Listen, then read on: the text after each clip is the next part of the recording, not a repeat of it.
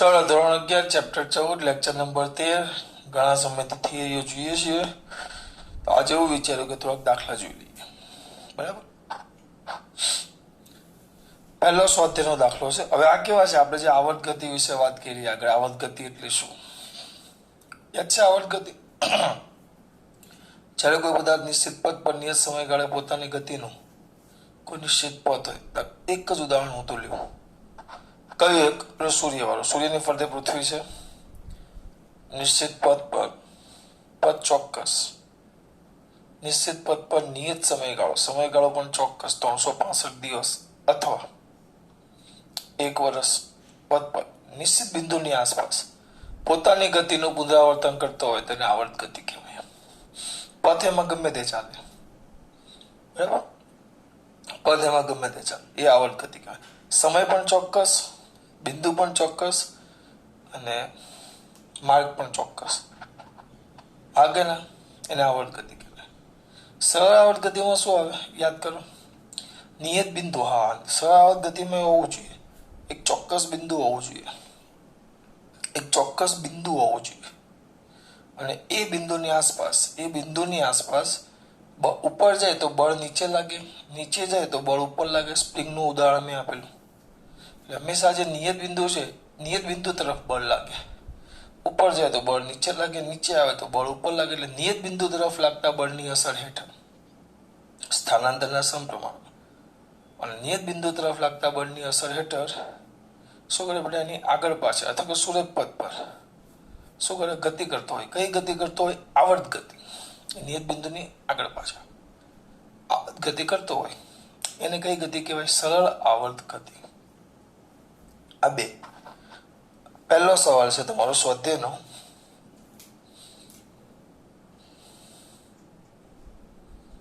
સ્વાધ્યાયનો 14.1 પહેલો. થિયરિકલ નાના પહેલા હું બધા ચલાવી લેવા તમને આજે. સ્વાધ્યાયનો કયો બધા? 14.1. હાથમાં લઈ લઉં છું. શું આપ્યું છે જોજો. એક તરવૈયો એક નદીના એક કિનારેથી બીજા કિનારે અને ત્યાંથી પરત સફર પૂર્ણ કરે. ચલો તો પહેલા ખાલી આ આવર્ત ગતિ છે કે ને એમ કીધું છે. તરવૈયો છે. કોણ છે બેટા? તરવૈયો. પહેલું, નદીના બે કાંઠા છે. This is the river bank. હવે તરવૈયો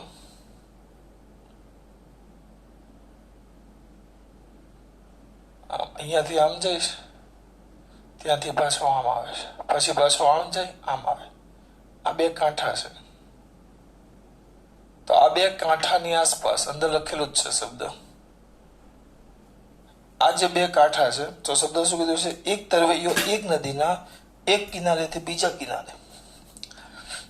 કિનારે અને ત્યાંથી પરત સફર પૂર્ણ કરે છે. એટલે આમથી આમ જાય, પછી આમ આવે, પછી પાછો આમ જાય, પછી પાછો આમ આવે, આમ જાય, આમ જાય. ખાલી તમને આવર્ત ગતિ છે કે ને એમ પૂછ્યું છે.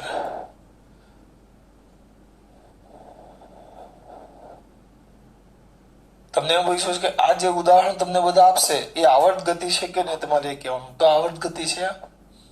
પહેલું એ આવર્ત ગતિ છે. બોલો. નથી. કેમ? ચાલો પહેલો રાઉન્ડ મારે વિચારો. પહેલો રાઉન્ડ મારે 10 મિનિટ થાય છે, બીજો 10 મિનિટ, ત્રીજો હવે થાક લાગશે. વ્યક્તિ છે, મશીન નથી. મશીન હોય તો વસ્તુ અલગ છે. તરવૈયો છે.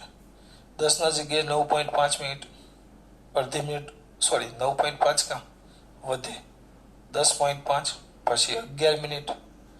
એટલે ગતિનું પુનરાવર્તન તો કરે છે. આમથી આમ જાય, પાછો આમ આવે, પાછો આમ જાય, પાછો આમ આવે, પાછો આમ જાય, પાછો આમ આવે. પણ સમય આપણે કીધેલું નિયત પથ પર નિશ્ચિત બિંદુની આસપાસ નિયત સમયગાળો પણ બદલાવો જોઈએ નહીં, પણ સમયગાળો બદલાઈ ગયો જોયેલો. એટલે આ સમય બદલાય છે. જો સમય બદલાય એટલે આવર્ત ગતિ નથી. ટૂંકમાં ચોક્કસ સમય નથી રહેતો. પછી બીજું ઉદાહરણ, એક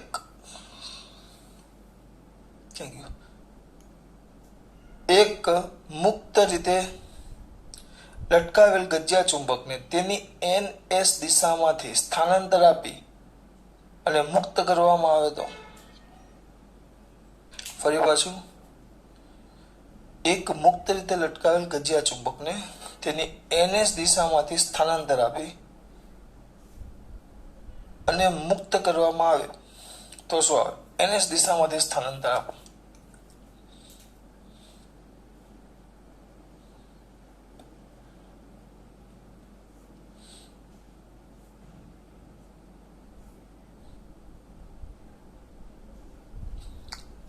આ સ્થિર છે, બરાબર. અત્યારે આ ઉત્તર દક્ષિણ દિશામાં છે, આ એન ઉત્તર દિશામાં હોય અને આ દક્ષિણ દિશામાં હોય, બરાબર. ધ્યાન આપજો ખાસ. આ ઉત્તર દક્ષિણ દિશામાં છે, બરાબર. હવે આને તમે બે રીતે, હવે આમ છે સ્થિર, આમ ઉત્તર દક્ષિણ દિશામાં, મને ખબર પડી 3D માં છે એટલે આયરું. વિચારો કે ઉત્તર દક્ષિણ દિશામાં સ્થિર છે. હવે આને હું આમ સહેજ ઊંધો ગોઠવી નાખું, ઉત્તર દક્ષિણ દિશાની જગ્યાએ દક્ષિણ ઉત્તર દિશામાં બધું મૂકી દઉં તો આ પાછું પોતાના મૂળ સ્થાને આવવા માટે આમ ફર્યા કર્યા, પછી આ પોતાની ગતિ ચાલુ રાખે, એક આવે અને કામ ઉત્તર દક્ષિણ દિશામાંથી સહેજ ચલિત કરીને મૂકી દેવામાં આવે, તેના દોલનો ચાલુ રાખે પોતાના મૂળ સ્થાનની આજુબાજુ. ચુંબકની વાત કરું છું. એટલે એ શું કરશે? મૂળ સ્થાન આસપાસ, એનું જે મૂળ સ્થાન છે, મૂળ સ્થાન આસપાસ શું કર્યા કરે? દોલનો. મૂળ સ્થાનની આસપાસ શું કરે બેટા? દોલનો કરે મૂળ સ્થાનની આસપાસ. અને આ મૂળ સ્થાનની આસપાસ દોલનો કરે અને આ પોતાની ગતિનું શું કર્યા કરે? પુનરાવર્તન. એટલે આને આપણે સરળ આવર્ત ગતિ કહી શકાય. પછી ત્રીજું આપ્યું છે. ત્રીજું, તેના દ્રવ્યમાન કેન્દ્રને અનુલક્ષીને ચાક ગતિ કરતો હાઇડ્રોજન પરમાણુ. હાઇડ્રોજન પરમાણુ, હાઇડ્રોજન એટલે H લ્યો, અત્યારે ખાલી H જ લ્યો છું, મને ખબર છે તમે H પરમાણુ કીધો છે, અણુ એટલે H2, હાઇડ્રોજન લે તો વચ્ચે આ ન્યુક્લિયસ આવે. દ્રવ્યમાન કેન્દ્ર શબ્દ વાપરો છે. અમુક છોકરા એમ કહેશે સર દ્રવ્યમાન કેન્દ્ર 7મું ચેપ્ટરમાં આવે, પણ દ્રવ્યમાન કેન્દ્ર એટલે નામ જ છે દ્રવ્યમાન કેન્દ્ર. દ્રવ્યમાન કેન્દ્ર એવું કેન્દ્ર કે એવું બિંદુ કે આપણને ચાલુ કર્યું છે ને મેં, હા, એવું બિંદુ કે આપણને એવું લાગે કે બધું જ દળ અહીંયા હોય. ટૂંકમાં પરમાણુમાં એક જ જગ્યા એવી છે જેને આપણે ન્યુક્લિયસ કહીએ છીએ. એની ફરતે વર્તુળાકાર માર્ગે ગતિ કરતો ઇલેક્ટ્રોન. તો પેલા જેવું થઈ ગયું સૂર્યની ફરતે, હા, ઇલેક્ટ્રોનના ચોક્કસ માર્ગે ચોક્કસ સમયગાળામાં આ ન્યુક્લિયસની ફરતે પોતાની ગતિનું પુનરાવર્તન કરતો જાય છે. આ ઇલેક્ટ્રોન ન્યુક્લિયસની ફરતે, દ્રવ્યમાન કેન્દ્રની ફરતે પોતાની ગતિનું પુનરાવર્તન સતત ચાલુ રાખે, સતત ચાલુ રાખે. ધ્યાન રાખજો. કોની વાત કરું છું? હાઇડ્રોજનમાં. એટલે આ નિશ્ચિત પથ પર નિયત સમયગાળે નિશ્ચિત બિંદુની આસપાસ પોતાની ગતિનું પુનરાવર્તન કરે તો આ પણ સરળ આવર્ત ગતિ કહેવાય. પણ સરળ આવર્ત ગતિમાં બળ લાગવું જોઈએ, બળ. સોરી, સરળ આવર્ત ગતિ નો કહેવાય, આવર્ત ગતિ કહેવાય.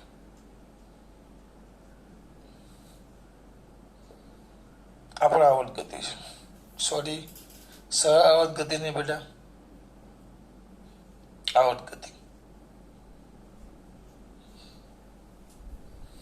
સરળ ગતિના આવર્ત ગતિ આપણે સ્ટાર્ટિંગમાં જ વાત કરેલી, યાદ કરો. સરળ ગતિમાં બળ સતત લગાવવું પડે, સોરી, આવર્ત ગતિમાં. સરળ ગતિમાં સતત લગાવવું પડતું નથી. અને બળનું લક્ષણ સ્થાનાંતરના સમપ્રમાણમાં અને નિયત બિંદુ તરફ. આ ધ્યાન રાખવાનું. સરળ ગતિ માટે કમ્પલસરી નિયમ છે, એ યાદ જ રહેવું જોઈએ. સરળ ગતિ માટે ટૂંકમાં આ ભૂલાવું ન જોઈએ. F ચલે છે -x, આવું બળ હોય તો એ ગતિને તમે સરળ આવર્ત ગતિ કહી શકો. આ બળ હોય તો, આ બળ અગત્યનું છે. આમાં એવું બળ ન આવે, આમાં ખાલી બંને વચ્ચે કુલંબીય આકર્ષણ બળ, પણ એ કાયમી છે, સતત લાગે એટલે આવર્ત ગતિ, સરળ આવર્ત ગતિ ના કહેવાય. સમજો છો? આ ખાસ હોવું જોઈએ. પછી ચોથું,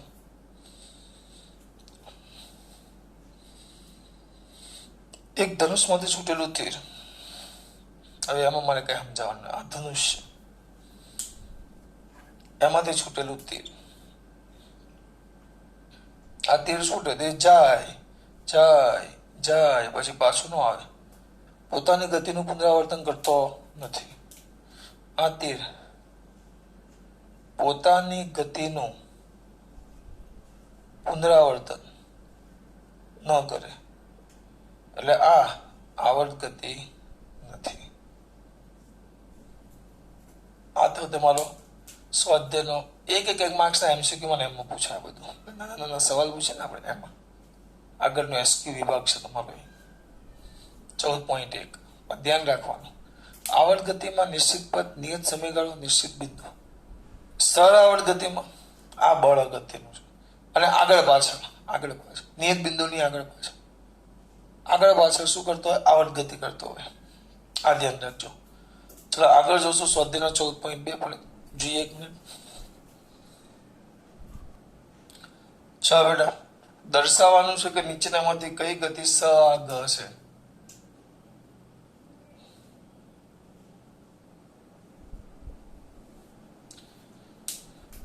નીચેનામાંથી કઈ ગતિ સ આ ગ છે, એટલે કે સરળ આવર્ત ગતિ છે નીચેનામાંથી, એવું તમારે દર્શાવવાનું છે.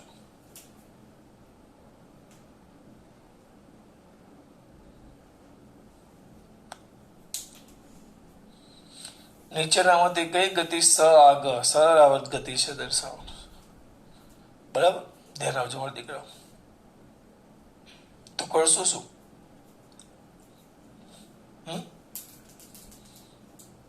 મારો વાળો ચાલુ કરીએ. પહેલું ઉદાહરણ છે, આ બધા જે આપ્યા. પહેલું શું કીધું છે? પૃથ્વીને ધરીને અનુલક્ષીને તેનું પ્રમાણ. પૃથ્વી છે આમ, ધરીને ફરતે આમ ફરે છે, તો આ કઈ ગતિ કહેવાય? જો ધરી ફરવા માટે સમય કેટલો? ધરી સ્થાન, ચોક્કસ સ્થાનમાં ધરી આવે, હા, એનો સમય ચોક્કસ કેટલો? 24 કલાક. બરાબર. નિશ્ચિત પદ પર એટલે માર્ગ પણ ચોક્કસ, ધરીની ફરતે નિશ્ચિત પદ પર નિયત સમયગાળે પોતાના ગતિનું પુનરાવર્તન કરે છે. બરાબર.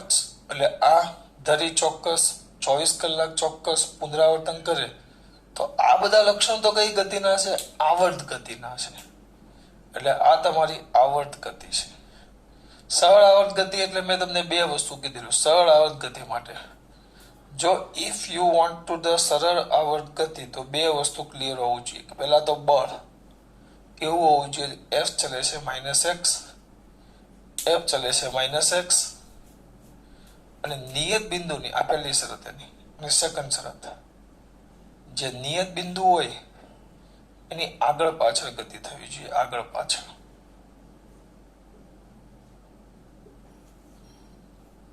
આ કોના માટે? સરળ આવર્ત ગતિ માટે. અને આવર્ત ગતિ માટે લખી નાખો અહીંયા. આવર્ત ગતિ માટે નિશ્ચિત પથ, નિયત સમયગાળો, નિશ્ચિત પદ પર નિયત સમયગાળે નિશ્ચિત પદ, નિશ્ચિત બિંદુ આસપાસ ગતિનું શું? પુનરાવર્તન. આટલું હોવું જોઈએ. તો આ થાય આવર્ત ગતિ, અને પેલું થાય સરળ આવર્ત ગતિ. Thank you.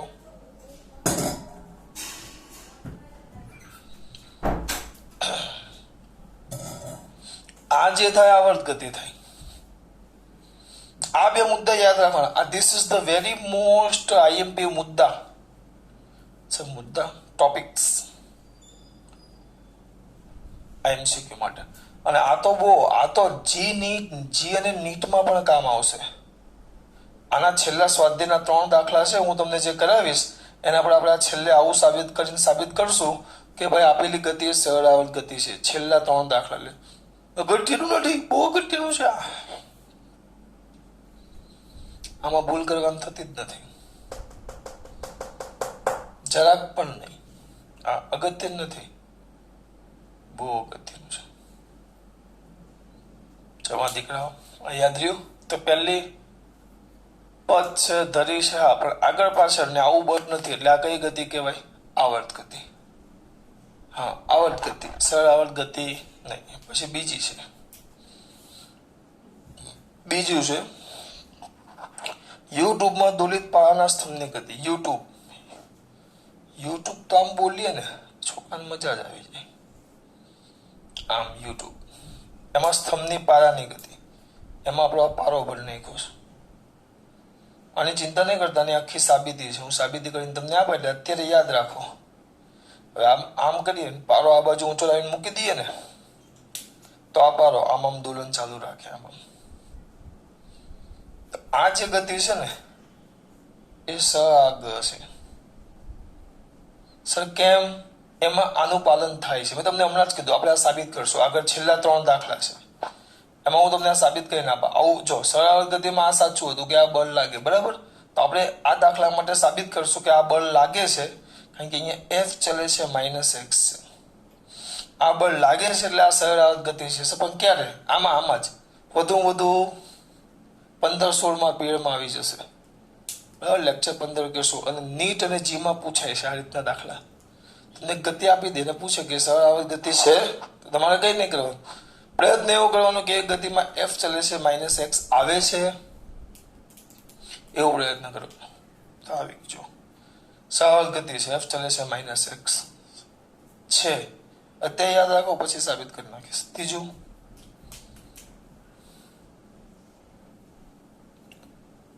શું છે? એક બોલ બેરિંગ એક લીસી વક્ર વાટકીની અંદર, બોલ બેરિંગ એટલે આપણે વક્ર વાટકી છે, એની અંદર એક બોલ બેરિંગ, એટલે પેલો બોલ બેરિંગ તો ખબર ને તમે અત્યારે એને હાલું જ કે પેલા છોકરા રમે ને શું કે આમ ગોળ ગોળ ફરે, આમ આંગળીમાં ભરાવીને ફેરવે, સ્પિનર.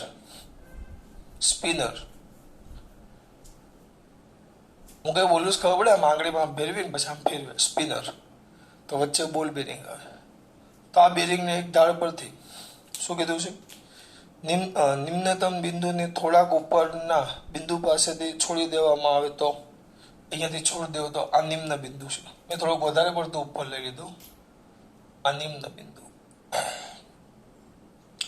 અહીંયાથી છોડી દઈએ તો કાંઈ ન થાય, છોડી દેવું તો શું થાય? એ ઉપર લઈને છોડ, સાદા લોલકની જેમ દોલન કર્યા. તો સાદા લોલકની જેમ પાછું જો આ ઉપર જાય, આ જ્યારે ઉપર જશે ત્યારે બળ નીચે લાગે. આ જેમ જેમ ઉપર જતું જાય, આ જેમ ઉપર જતું જશે, ગતિ ઉપર તો બળ નીચે. પછી ગતિ કરતો આમ જશે, ગતિ આમ ઉપર કરે તો બળ નીચે. એટલે હંમેશા બળ ક્યાં લાગશે? ગતિની વિરુદ્ધ દિશામાં. એટલે આમાં આ શરતનું પાલન થાય. આમાં આપણે સાબિત કરશું, વિશ્વાસ રાખો. તો આમાં મેં તમને સિમ્પલી સમજાવી દીધું. જો આમાં થાય જ છે કે બળ હંમેશા સ્થાનાંતરની વિરુદ્ધ દિશામાં છે, એટલે કે F ચલે છે -x. એટલે આ પણ કઈ ગતિ થઈ ગઈ? સરળ આવર્ત ગતિ. અને પોતાની ગતિનું પુનરાવર્તન ચાલુ છે આગળ પાછળ. આ નિયત બિંદુ તમારું, આ નિમ્ન બિંદુ એ તમારું નિયત બિંદુ. તો નિયત બિંદુની આગળ પાછળ પોતાની ગતિનું પુનરાવર્તન કરે. જો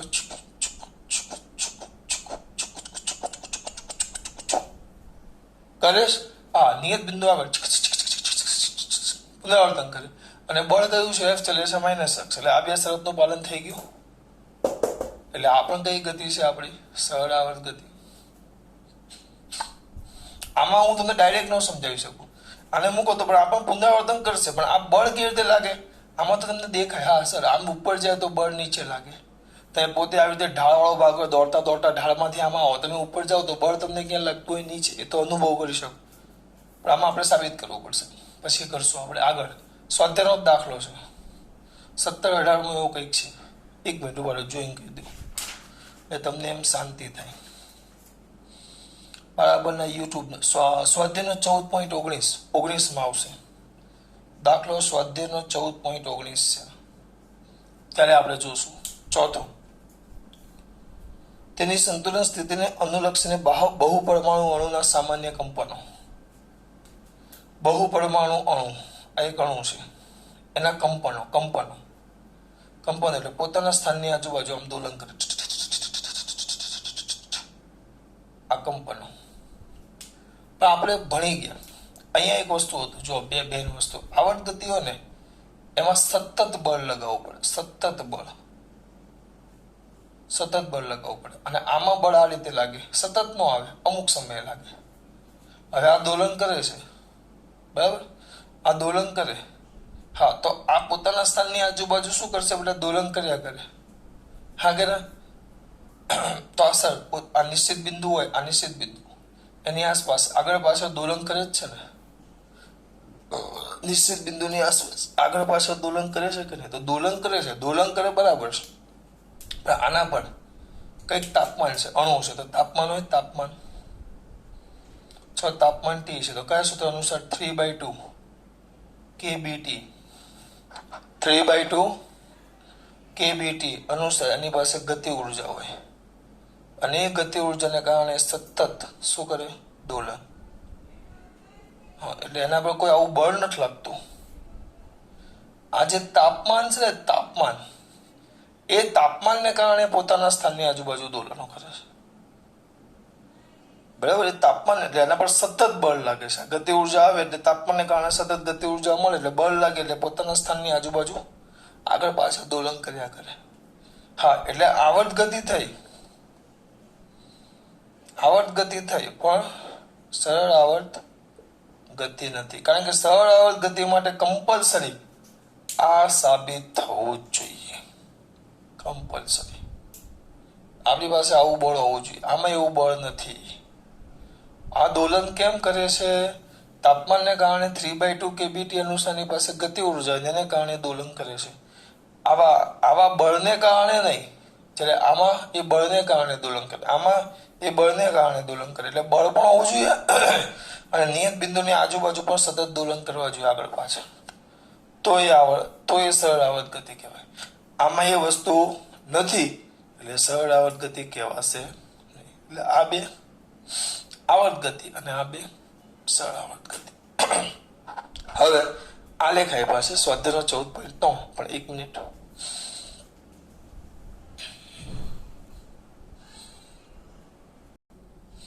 ચાલો બેટા, હવે સ્વાધ્યાયનો 14.3 દોરીને તૈયાર રાખ્યો તમારા માટે. આલેખ 4 આલેખ છે. એ લોકોના ક્રમ પ્રમાણે ચાલો, એ લોકોનો ક્રમ નથી જુઓ. નીચેની ગતિ, નીચેનામાંથી રેખીય ગતિ કરની રેખીય ગતિ માટે એક સૃષ્ટિના આલેખ 4 આલેખો દર્શાવેલા છે. કયો આલેખ આવર્ત ગતિ દર્શાવે છે અને ગતિનો આવર્તકાળ શું હશે? આવર્ત ગતિ હોય તો ગતિનો આવર્તકાળ શોધવાનો કીધું. આવર્ત ગતિમાં પોતાની ગતિનું પુનરાવર્તન કરતો હોવો જોઈએ. પોતાની ગતિનું પુનરાવર્તન. ચલો, સમય વધ્યો, જોતા જાઓ. સમય વધે, પુનરાવર્તન એટલે પાછો મૂળ સ્થાને આવવો જોઈએ. પાછો 0 થી શરૂ કરે, 0 થી શરૂ કરે તો વધે, પછી ઘટે, પછી 0 આવે, પાછું વધે, પાછું ઘટે, પાછું પોતાના મૂળ સ્થાને આવવું જોઈએ. તો એ આવર્ત ગતિ કહેવાય. બરાબર? પોતાની ગતિનું પુનરાવર્તન થાય. x +- 2 થવું જોઈએ, પાછું 0 થવું જોઈએ. આમાં તો સમય વધે, આમાં કઈ છે જ નહીં. જો t વધે તો x વધે જ છે. વધે એટલે ગતિનું પુનરાવર્તન ન થાય. ગતિનું પુનરાવર્તન ન થાય એટલે આવર્ત ગતિ નથી. આમાં કોઈ શંકાને સ્થાન નથી. આ જ છે x વૃત્તિનો આલેખ. તો આમાં જો x વધે, સોરી ટી બદલાય, ટી વધે તો એક્સ વધે ઘટે વધે ઘટે વધે ઘટે, પણ પાછો પોતાના મૂળ સ્થાન નથી આવતો, 0 નથી આવતો. જો હા કે ના ઓ બાપુ, આમાં પોતાના મૂળ સ્થાને ન આવે. ઓ દીકરા, આ સમય છે. સમય જેમ વધતો જાય એમ એક્સ 0 પ્લસ વધે 0 પ્લસ ગમે તેમ છે, નિયમિત નથી. ટી વધે એમ એક્સ બદલાય, પણ હા ગતિનું પુનરાવર્તન નથી કરતો. જો એક્સ બદલાય, હા ગતિનું શું ન કરે, પુનરાવર્તન. ગતિનું પુનરાવર્તન નથી થતું સર, પુનરાવર્તનમાં ખબર નથી પડતી. જો એને ઉદાહરણ આપો, અહીંયા નીચે મસ્ત છે. આ જો ચલો આપણે માઇનસ સમયને ભૂલી જાઓ, આ 0 થી લ્યો.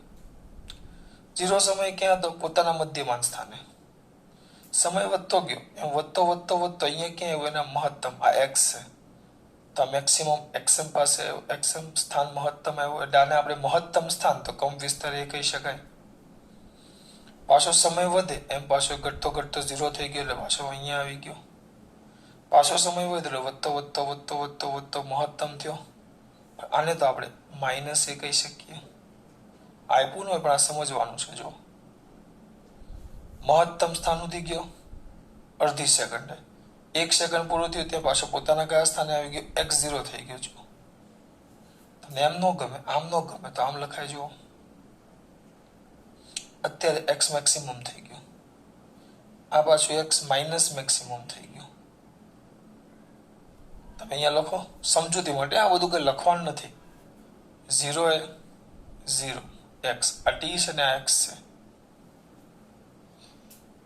0.5 અહીંયા લેવું છું તો એક્સ છે, 1 તો પાછો 0, પછી 1.5 તો એક્સ એમ પર માઇનસ,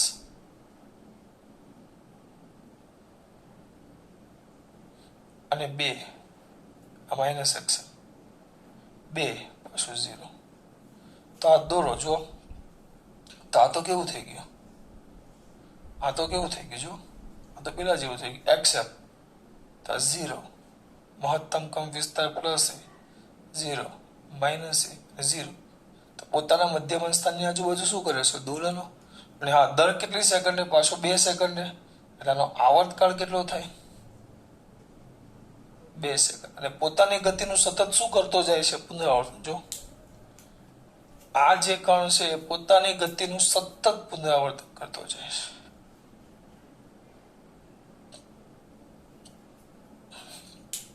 જો આવી ગયું 0. ખબર પડે છે, દોરવાનું જવાનું દોરું તો આમ થાય પાછું. આ મધ્યમાન સ્થાન, આ મેક્સિમમ સ્થાન, આ નીચેનું મેક્સિમમ સ્થાન. તો પહેલા ક્યાં 0 સેકન્ડે સમય લખું, 0 અહીંયા, પછી આ પ્લસ એટલે 0.5 સેકન્ડ અહીંયા, પાછું 1 સેકન્ડ અહીંયા 0, પછી 1.5 સેકન્ડ અહીંયા, પાછું 2 સેકન્ડે 0, એટલે અહીંયા આવી ગયો. ત્યાં એને એક દોલન શું કરી નાખ્યું, પૂર્ણ કરી નાખ્યું. તો આ થઈ ગઈ તમારી આવર્ત ગતિ. ચોક્કસ દર 2 સેકન્ડે ગતિનું પુનરાવર્તન કરે એટલે આને આવર્ત ગતિ કહેવાય. એ જ વસ્તુ આમાં થાય.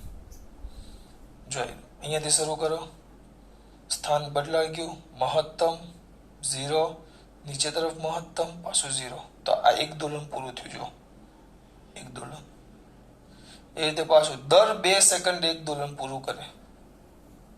બરાબર, દર 2 સેકન્ડ. આ લેખમાં થોડીક ચોપડીમાં ખામી છે, પણ મેં તમને આટલો ભાગ ધ્યાનમાં લેશો તો ખબર પડશે. એક અહીંયા જુઓ અને એક અહીંયાથી આ જુઓ. સર ઋણ થોડો આવે, સોરી 2 બાજુ ઋણ લખાઈ ગયું. સર ઋણ થોડો આવે, અમુકને એમ થાય કે સર તમે આ સમયની અક્ષ લેવો છો, બરાબર, તો સમય ઋણ થોડો આવે, નો પેડી. મોટો સવાલ તો આવો મને એકવાર જ્યારે હું દાખલો કરાવતો હતો ને પેલામાં, એક દાખલામાં સમય ઋણ લેવો પડે તો 2-3 જણા બૂમો પાડે, સર સમય તો ઋણ આવે યાર, હાવ ક્યાં ફેંકા મારો છે, સમય ઋણ કેવી રીતે આવે જો સમજાવું. હવે વિચારો એમ વિચારો કે આ ટ્રેન અમદાવાદ બોમ્બે થી એક ટ્રેન આવે છે બોમ્બે.